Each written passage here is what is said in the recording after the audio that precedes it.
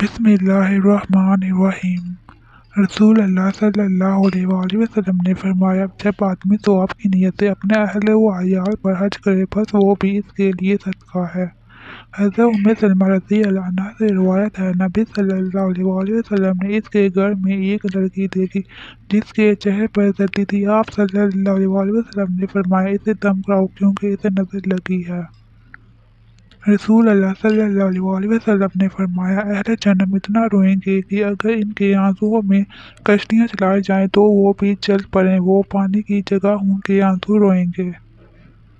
رسول اللہ صلی اللہ علیہ وآلہ وسلم نے فرمایا، آدمی اپنے دوست کے دین پر ہوتا ہے، اس لیے تم میں سے ہر شخص کو یہ دیکھنا چاہیے کہ وہ کس سے دوستی کر رہا ہے۔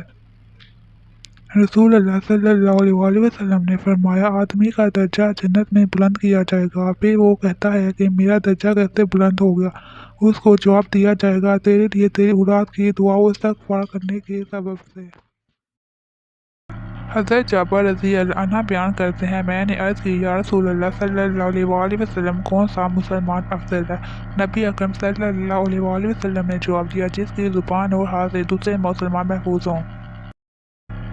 فرمان رسول اللہ صلی اللہ علیہ وآلہ وسلم، فتنوں کے دور میں اپنے گھر کی چار دیواری کو اپنے لیے کافی سمجھو۔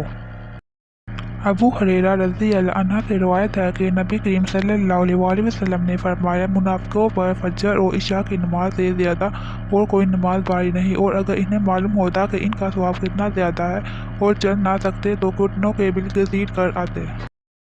حضرت ابو ہریرہ رضی اللہ عنہ سے مروی ہے کہ آپ صلی اللہ علیہ وآلہ وسلم نے فرمایا، جو درود میری قبر کے پاس آ کر کہتا ہے اسے میں سنتا ہوں، اور جو درود سے پڑھا جاتا ہے وہ مجھے پہنچا دیا جاتا ہے۔